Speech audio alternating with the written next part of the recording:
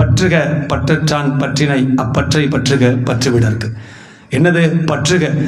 ரொம்ப சுலபமானது. நம்ம என்ன மனுஷனா பிறந்துட்டோம், கட்டாயமாக அதனாலதான் திருவள்ளுவரே மீண்டும் குரு குருன்னே நம்ம சொல்லிட்டு இருக்கோம். காலத்தை கடந்து பாருங்க. ஐபோன் 17 ப்ரோவை பற்றுக. உடல நல்லா சார்ஜ் போட்டு அதுக்கு பவர் பேங்க், வயர்லெஸ் சார்ஜிங், அதுக்கு ஒரு பவுச், எவ்வளோ பாருங்க. அதற்கு முக்கியத்துவம் கொடுத்து பற்றின்றே இருக்கோம். நம்ம ஆண்டாண்டு காலமா விடப்போவதே இல்லை. பற்றுக. நாம் கிரகஸ்தனாக இருந்தால் மனைவியோ அல்லது கணவன் கையை பற்றுக. முன்னாடி பிரம்மச்சரியனாக இருந்தால் ஞானத்தை பெற வேண்டும் என்ற எண்ணத்தை பற்றுக.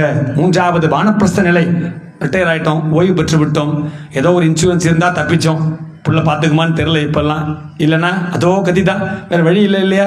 அப்போ வானப்பிரஸ்த நிலையில என்ன நமக்கு இருக்கணும்? புள்ள பார்த்துப்பானா, பொண்ணு பார்த்துப்பா இல்லை. அடுத்த கட்டம் சந்நியாசத்துக்கு போக வேண்டும். எப்படி? இந்த பெயராகப்பட்டது தந்தையும் தாயும் கொடுத்தது, அந்த பெயராகப்பட்டது எனக்கு நிலைத்தது இல்லை என்பதை குரு நமக்கு விளக்கக்கூடிய இடம்தான் வானப்பிரஸ்த நிலை.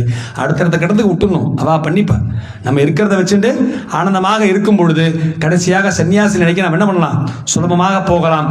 ஆனா சன்னியாச நிலையிலும் இந்த குரு ஏறக்குறை சன்னியாசம் அப்பையும் பற்றுக. அதான் என்னது? நாம் மோட்சம் பெற வேண்டும் என்ற எண்ணத்தை பற்றும். ஆக மொத்தம் பற்றின்றே இருக்கணும்னு வைங்களேன். எதையாவது ஒன்று பிடிச்சுட்டே இருந்தா ஒன்றும் இல்லை. ஒரு கழுகு பறந்து போகிறது, அது வாயில் ஒரே ஒரு புழு இருக்குன்னு வச்சுப்போம். 4-5 கழுகு கொத்த வருது பக்கத்தில். எப்படி? 4-5 கழுகு கொத்த வருது அந்த வாயில் இருக்கிற புழுவை. அந்த பறந்து போகிற கழுகு கிட்ட திடீர்னு யோசனை வந்துதான், டக்குன்னு வாயில் இருக்கிற புழுவை கீழே போட்டுடுது. பார்த்தா ஒரு பிரச்சனையும் இல்லை.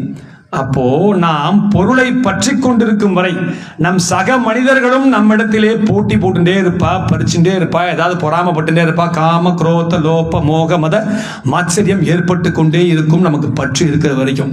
2வது வார்த்தை என்ன சொல்றார்? பற்றற்றான் பற்றினை. இப்ப இந்த 4 வகை சொல்லிட்டேன் இல்லையா? பிரம்மச்சரியம், கிரகஸ்தம், வானப்பிரஸ்தம், சன்னியாசம், இதெல்லாம் சொல்லிட்டேன் இல்லையா? எதையாவது நான் பிடிச்சுட்டே இருக்குமே. அப்போ பற்று அற்றான் யார்? ஒரே ஆள். பற்றில்லாத ஒரே ஆள் யாரு? இறைவன் ஒருவன் மாத்திரம்தான். அப்ப பக்தியை பேசுறேன், திருவள்ளுவர் பேசுறேன்னு சொல்லிட்டு முடியாது. அதுக்கு உரை பலவிதமா எழுதி இருக்கிறார்கள் இல்லையா? ஆனால் நம்ம இருக்கக்கூடிய வாழ்வியலை பொறுத்து பார்க்கும் பொழுது பற்றற்றான் என்றால் இறைவனை மாத்திரம்தான் அது குறிக்க முடியும். அப்ப பற்றற்றான் பற்று என்றால் அது எது? பக்தி ஒன்று மட்டும்தான். இதை எடுத்து கொடுப்பது யாராக மட்டும்தான் இருக்க முடியும்? குருவாக மட்டும்தான் இருக்க முடியும். இந்த இடத்திலே அது திருவள்ளுவர். அப்ப பற்றுக, பற்றற்றான் பற்றினை அப்பற்றை பற்றுக. அவர் என்ன சொல்லல? மோட்சத்தை பிடிச்சுக்கோன்னு சொல்லல, பொண்டாட்டி புருஷங்கையை பிடிச்சுக்கோன்னு சொல்லல, ஞானத்தை பிடிச்சுக்கோன்னு சொல்லல, இறைவனின் திருவடியை பிடிக்க வேண்டும் என்ற எண்ணத்தை பற்று என்று சொல்லுகின்றார். உடனே பொண்டாட்டிகை கூட சொல்லல, பிடிச்சுக்கோ, அவள்கிட்ட பேசு. அம்மா நம்ம 2 பேரும் சேர்ந்து இறைவனை சிந்திப்போம். குழந்தைகள் இருக்காளா? சேர்ந்து என்ன பண்ணலாம்? சிபிஎஸ்சியா, மெட்ரிகுலேஷனா, அல்லது அங்கவாது படிக்கலாம், அதுவும் பேசுவோம், வேண்டான்னு சொல்லல. ஆனால் அந்த குழந்தைக்கு அடிப்படை தத்துவமாக என்ன இருக்க வேண்டும்? இறைவனை குறித்த விஷயங்கள் தெரிந்து கொண்டே இருக்க வேண்டும். அப்படி பற்றும் இதெல்லாம் எதுக்கு?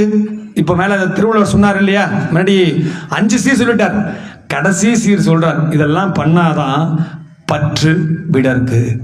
நாம் இறைவனின் திருவடியை பற்ற வேண்டும் என்ற ஆசையை பற்றினால் எப்பொழுது திருவடி கிடைக்கிறதோ அப்பொழுது நமக்கு என்னவா? அனைத்து பற்றுகளும் நம்மை விட்டு போகும்.